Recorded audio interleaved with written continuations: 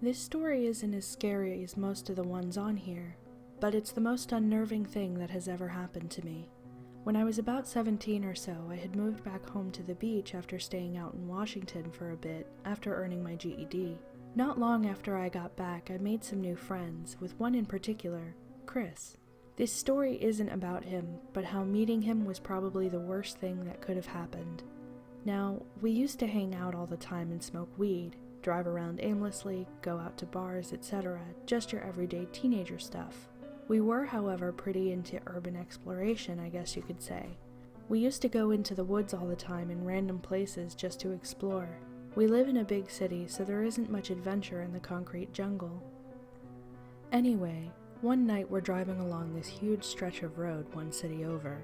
Chris, B, a female friend, and myself. It's probably about 7:30 in the middle of the summer. There are usually street lamps in most parts of the city, but it was pitch black with thick woods on either side of the street. The sun hadn't set yet, but you couldn't see anything below the tree line. Chris decides to tell us about this path in the woods that connects to neighborhoods he used to use as a kid and how it's a cool spot to smoke up with rope swings and benches and stuff. So of course we're like, yeah, let's go. We make our way into the woods down the only path we can see, and it's well beaten, a clear sign it's used often. I never worried about weird things happening because, they always happen to someone else. As we got to the bench in the middle of the path, we sat down and rolled up. B was making a spectacle of playing on the rope swing that hung over a ditch that was about 6 feet or so deep. So we finish rolling up and we have 2 really nice blunts, lit up, and we're just sitting there bullshitting, having a good time. And out of nowhere, the air seemed to get really thick. It's hard to explain, but my throat started getting tight, and it was harder to breathe. I started getting lightheaded for seemingly no reason at all. It took me a minute to realize that I was feeling dread, just sheer terror, and I don't know why. Before I could even ask my friends if they felt it, we heard footsteps, and no sooner did we take notice that 3 men were standing within 5 feet of our circle. Now it's pitch black. We have no lights, just the cherry of our lit smoke. These men look like nothing but shadows in the dark. We can't see their faces, clothes, anything. It was extremely unnerving, to say the least. After what felt like forever, one of them spoke to us. Hey, what are you guys doing out here so late? I answered them. Oh, we're just cutting through and stopped to smoke up. Mind if we join you? Now, obviously it would have been better to tell these guys to fuck off, but I didn't want to set anyone off, so I told them yes. I don't think things would have gone differently if I had told them no. Anyway, so one of them sits next to us on the bench and just starts small talk, asking things like, what do you guys do for work, where are you from, etc. It wasn't polite small talk. It was like he was trying to keep us distracted, which I didn't notice at the time. He kept talking as he gave one of our blunts to his friend, who I'll remind you haven't said a word and didn't sit either. The other 2 just stood next to the bench, looking like they were waiting for something. I passed the other blunt to our new friend, just hoping they're trying to get a free smoke out. I couldn't have been more wrong. No sooner than the 3 men have both of our smokes did they all get really stiff, like statuesque, and reach into their pockets, and, you guessed it, all 3 of them were armed. Now I'm standing there thinking that they just wanted our weed and didn't want us to argue about it. Then came the very stereotypical, Now give me everything you have. As guns were drawn and literally put within an inch of my face, I could literally look straight down the barrel. Damn the darkness, I was close to it. I just stood there. I didn't move at all. I guess I was kind of in shock, like I really didn't believe what was happening. Then out of nowhere, the man to my left let a round off right next to my ear. Now, if you think a gunshot is loud when you hear it on your street, you have no idea how loud it is when it goes off right next to your head. I jumped about 10 feet and rushed to empty my pockets. I gave them my phone and my wallet without hesitation. My friends followed suit, and I thought that was the end of it. We weren't so lucky. This did nothing but make them even madder. They were pissed they only got 2 cell phones and maybe $40 from 3 people. Since our car was still parked out on the street, they assumed we must have more valuables inside. One of the men grabbed Chris by the collar of his shirt and told him that he was going to walk with him to the car and let them take what they needed. B and I, of course, protested, and we were met with more guns in our faces. 2 of the men took Chris out to the car while the third looked at us and said, Now, I'm going to walk halfway up the path and find me a nice bush to lay low. If either of you try to run or do anything smart, I'll be waiting with a bullet. As he walked down the path after Chris and the other men, B and I stood there in the middle of the woods in complete silence for a good long while.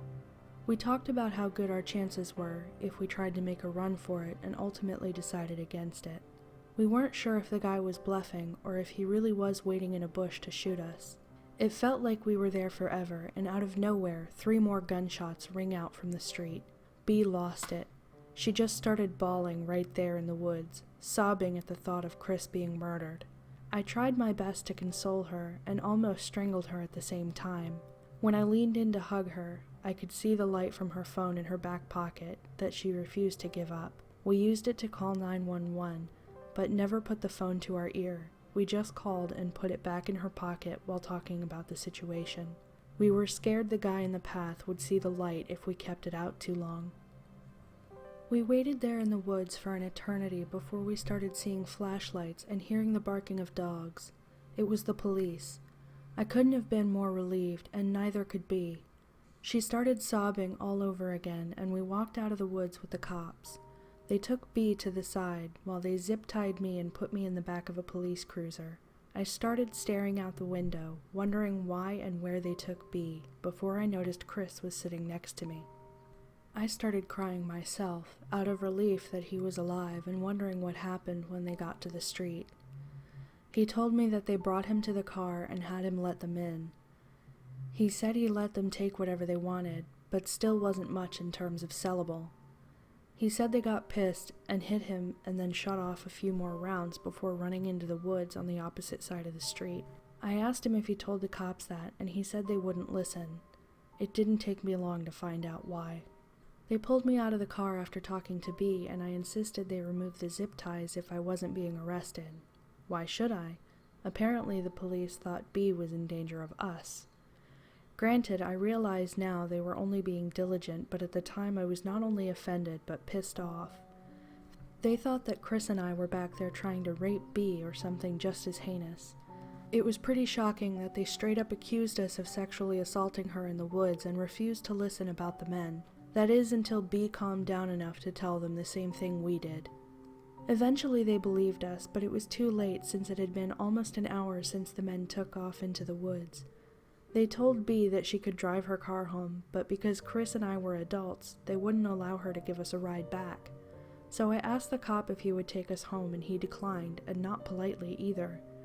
It was pretty clear they thought we weren't being 100% truthful about not messing with B in the woods. The cops left us there, standing in the middle of the road in pitch-black darkness, woods on either side, after being robbed at gunpoint and the men probably still close by. I have never been that terrified in my entire life.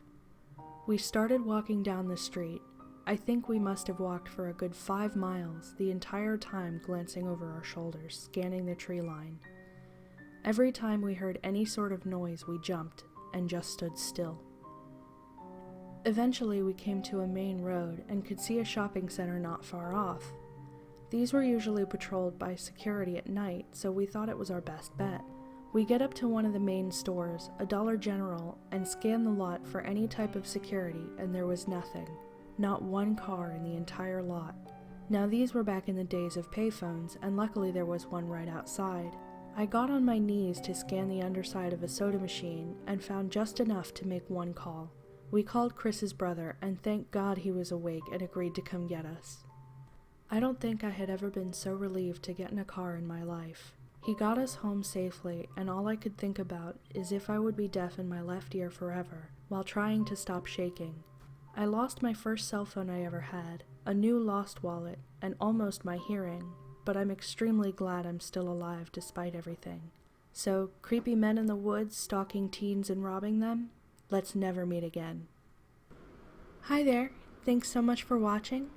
I'll be continuing to upload videos at a rate of 2 per week, so please be sure to hit that subscribe button so you can keep up to date with all of my uploads, and feel free to leave a comment or a like to let me know how I'm doing thus far.